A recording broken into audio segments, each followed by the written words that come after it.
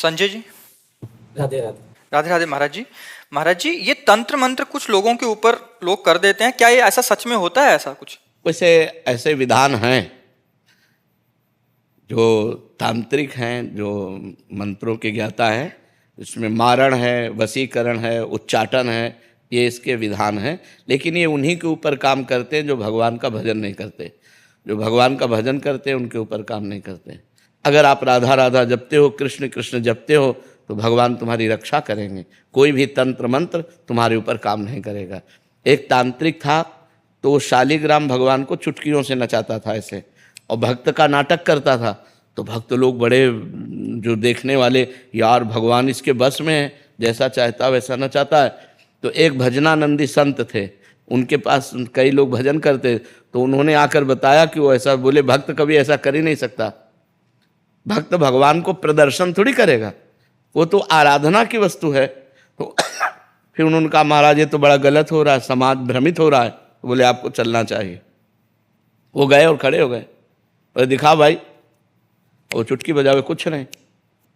जब 100 का स्वभाव शेर हो जाता है ना, तो फिर कुछ नहीं चलता। और उनके पास भजन था और ये मंत्र का तांत्रिक था। तो इसने जब देखा कि यही बाबा जी आए और इसी कारण हुआ, तो उनसे कहा चले जाओ। तो उनका ये नाटक बंद कर, भोले भाले लोगों को तू ऐसे तंत्र के द्वारा लुभायमान करता है और पैसे इकट्ठा करता है। अब सारे समाज में उसकी बेइज्जती हुई, तो उसने शाम के अनुष्ठान किया मारण का प्रयोग किया। वो खप्पर में आग की तरह जलती हुई उन महात्मा की तरफ बढ़ी, लेकिन उनकी देहरी की परिक्रमा करके बस खड़ी रही। कृत्या भी कहते हैं शास्त्रीय भाषा में, कृत्या, मारण, ऐसे नामों से उच्चारण किया जाता है। तो उन महात्मा ने कहा मैं कोई दोषी हूँ क्या? सब में भगवान वास करते, तू भी भगवत स्वरूप है। उसी के द्वारा प्रकट की हुई कृत्या, उसी को जाकर पटक दिया, उल्टी खून की। और जब उन शिष्यों ने कहा महाराज मर जाएगा, आप कृपा करके चलो, बस राम राम राम राम राम, खत्म कृत्या। सब अंतर ध्यान हो गए। तो उनका बेटा अब समझ जा, तो कान पकड़ा, उस शिष्य बन गए महात्मा को, ईमानदारी से भजन करने लगे। तो तंत्र होता है, मंत्रों में ऐसी ताकत है कि मारण, वशीकरण, उच्चाटन ये सब हो सकता है, लेकिन ये उन्हीं के ऊपर होता है जो भगवान का नाम जप नहीं करते। अगर नाम जप कर रहे हो तो तुम्हारे ऊपर मारण, वशीकरण, उच्चाटन ये सब कुछ नहीं होगा। भगवान के नाम में अपार सामर्थ्य है। राक्षस लोग बड़े मायावी थे, लेकिन राम राम जपने वाले विभीषण के ऊपर कौन सी माया थी? हनुमान जी के ऊपर कौन सी माया उन्होंने डाल दी? कुछ नहीं कर पाए। सिया जी के ऊपर कौन सी माया डाल दी? जो भगवान में चित्त जोड़े हुए हैं उनके ऊपर माया का कोई प्रभाव नहीं पड़ता है। ये तंत्र मंत्र तो बहुत छोटी सी बात है। एक बड़ा तांत्रिक था, वो सन्यासियों को परेशान करता था। तो धर्म सम्राट करपात्री जी उनके पास गए और कहा नारायण नारायण नारायण, और कहा जितनी तेरे में ताकत हो अब लगा तंत्र की। चरणों में गिर गया था। बोले आपके ऊपर हमारा तंत्र कोई काम नहीं करेगा। जहाँ नारायण नाम है, राम नाम है, कृष्ण नाम है, राधा नाम है, हरि नाम है, जहाँ पाप करने वाले लोग हैं उन्हीं के ऊपर उनका प्रभाव पड़ता है। ऐसा है कि तुम्हारे ऊपर अगर तंत्र कर दिया जाए तो तुम परेशान हो जाओगे। तुम्हारे ऊपर मारण लगा दिया जाए तो 10 दिन में मर जाओगे। अगर 1 दिन का लगा तो 1 दिन में मर जाओगे, 1 महीने का लगा तो 1 महीने में मर जाओगे।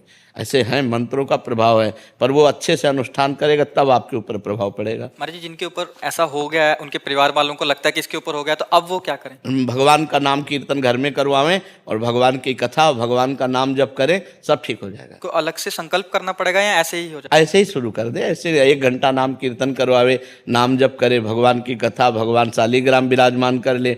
घर में नाम कीर्तन जिसमें होता है, नाम संकीर्तनम यस्य सर्व पाप प्रणाशनम, 1 घंटा नाम कीर्तन करे, कोई भी अमंगल नहीं हो। महाराज जी, अभी एक कोई जने आए थे, वो कह रहे थे कि इन पे ऐसा हो गया, तो हमने यही उपदेश दिया कि ये नाम, कह रहे कि नाम इनसे होता नहीं है नाम जप, और एक नाम सुनते हैं तो फिर बहुत विकल हो जाते हैं। ये मतलब जिन पे ऐसा हुआ है महाराज जी, वो सुनना भी नहीं चाहते जिसके ऊपर नहीं, तो फिर यही तो दुर्गति है, यही तो दुर्गति है। तो मतलब उनको बिठा के ऐसा, हाँ, बिठा के जबरदस्ती सुनाना चाहिए, वो निश्चित खत्म हो। उनको कह रहा है कि इनको कष्ट होता है कि जब नाम, हाँ कष्ट होगा, क्योंकि वो मंत्र का प्रभाव है इसलिए उसके ऊपर है।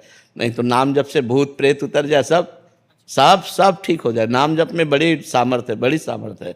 एक बार हम SMC में थे, तो एक को भूत आया, तो वहाँ लाए, तो हम कोई झाड़ना फूकना तो जानते नहीं, हम नाम जपना शुरू किया और चीखने लगा। हमारे जो वो कह रहे थे कि और कहा इनसे दूर ले चलो, हमका बैठल अब थोड़ी देर बैठा रहा, बोला हम जा रहे हैं। हम कहाँ जाओ? और ठाकुर जी को भोग लगा के जब जल चरणामृत और जल उनको दिया तो खत्म हो गया, चले। और ये अपवित्र आत्माएं होती हैं, अपवित्र जगह प्रवेश करती। पवित्र, हम स्मशान में घूमे, कभी हमें भूत प्रेत कहीं कुछ नहीं। गंगा किनारे 20 साल रहे, गंगा किनारे ही रहे, कभी कोई ऐसा नहीं। तो नाम जप करो भगवान के नाम में, बड़े भूत पिशाच निकट नहीं आवे। और बहुत सिद्ध है, गोस्वामी जी ने सिद्ध अवस्था में, तुलसीदास जी ने यह लिखा है हनुमान चालीसा। हाँ, भूत पिशाच निकट नहीं आवे, महावीर जब नाम नासय रोग हरे सब पीरा, जप निरंतर हनुमत। हाँ, जपत निरंतर हनुमत। हाँ, ये बात समझ लेंगे। महाराज जी, ज्योतिषी में विश्वास करना चाहिए कि? ज्योतिष शास्त्र है। परीक्षित जी जन्म लिए थे तो जन्म से लेकर मृत्यु तक का निकाल दिया था उन्होंने, इनको तक्षक सर्प काटेगा, पूरा मृत्यु तक निकाल दिया था। पर ज्योतिष शास्त्र का ज्ञान हो तो ज्योतिष शास्त्र सत्य है, क्योंकि ज्योतिष शास्त्र है, कोई उसमें ऐसा नहीं। पर ज्योतिष शास्त्र का सत्य ज्ञान होना चाहिए।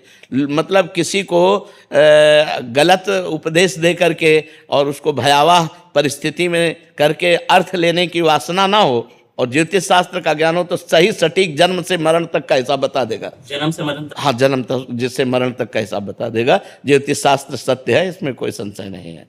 पर ये सिद्ध होना चाहिए, मतलब उसको उसका परिपक्व ज्ञान होना चाहिए। ज्योतिष शास्त्र ऐसे ऐसे विचार करने वाले कि जैसे तुम्हारी भैंस खो गई और वो आपका विचार किए तो आपको बता देंगे कि आपके गांव में दक्षिण कोने में 3 घर के बाद वो बंधी हुई है, तो चले जाओ, उठा खोल लो। ऐसा है सारा ज्योतिष ज्ञान। सब मतलब ऐसा नहीं, भगवान ने सब शास्त्रों की रचना की, पर उसका सम्यक ज्ञान होना चाहिए। सम्यक ज्ञान होने से ही उसको जैसे हम किसी शास्त्र के अनुमानता, तुम्हारी जी सिद्धि, जैसे किसी के मन की बात पढ़ लेना, या हाँ, ये भी सिद्धियाँ हैं, ये भी सिद्धियाँ। ये स्वतः अंदर आ जाती। हाँ, अगर हम वो मंत्र सिद्ध किए हुए हैं तो आप जो ये, अच्छा आपका ये नाम है, आप अमुक जगह से आ रहे हैं, आप ये सोच कर आ रहे हैं, तो आपके होश उड़ जाएंगे। पर इन सब सिद्धियों को प्राप्त करने वाला भगवान को नहीं प्राप्त कर सकता। इसलिए कभी भगवान को प्राप्त करने वाले में आप कोई सिद्धि नहीं देखेंगे। ये सब शांत एकदम साधारण पुरुष, वो सब रिद्धि सिद्धि पेरे बहुआई, बुद्धि लोभ दिखावे भाई, होए बुद्धि जो परम सयानी, तिंतन चितई न अनहित जानी। वो अनहित कर देंगे, वो भगवत प्राप्ति नहीं होने देंगी। इसीलिए जो सिद्ध संत होते हैं वो भगवान के प्रेम में डूबते हैं, इन सिद्धियों के चक्कर में नहीं पड़ते हैं। ये सिद्धियां तो बहुत छोटे से थोड़े वजन में आ जाती हैं कि आप क्या सोच रहे हैं, आपका क्या नाम है, आप कहाँ से आए हैं, ये बहुत छोटी मोटी बातें हैं, ये कोई बड़ी बात नहीं है। इन सब बातों को तो बहुत क्रॉस करके तब आगे बढ़ा जाता है परमार्थ में। अगर इसको स्वीकार कर ले तो फिर भगवान के दर्शन और भगवान का प्रेम नहीं मिलता। तो ये जीवन भगवान के दर्शन के लिए कि तुम्हारे मन की बात जानने के लिए? अपने मन की बात जान करके तो जिंदगी बर्बाद हो रही है, औरों के मन की बात जान करके इतना बोझा कौन ढोए। महाराज जी, और भी सिद्धियां होती हैं? बहुत सिद्धियां होती हैं। महाराज जी, आपने बताया था कि जल पे चलना। हाँ, जल को स्तंभित करके चलना, पहाड़ में भी प्रवेश कर जाना, एक ही समय में कई जगह उपस्थित हो जाना, एक ही ये बड़ी सिद्धियां हैं। एक ही समय में कई जगह उपस्थित हो जाना, बहुत दूर की बात सुन लेना, तुम्हारे मन की बात जान लेना, कहाँ कौन सा धन गड़ा है, इन सब बातों को जान लेना। तो है तो सब मायाकृत ही, परमात्मा कृत थोड़ी है। ऐसे किया और रुपये के सिक्के चांदी के गिर रहे हैं, ढेर के ढेर, ये सबने देखे हैं सिद्धियाँ। ऐसे कर दिया और पूछा तुमसे कि कौन सी सुगंध चाहिए, मान लो आपने कहा केवड़ा, ऐसे कर दिया पूरा वातावरण केवड़ा का, बिना छिड़के। तुरंत दूसरे ने कहा हमको मोगरा, तो मोगरा। ऐसी सिद्धियाँ बहुत से हमने देखे संतों की सिद्धियाँ, पर उससे भगवत प्राप्ति नहीं होती।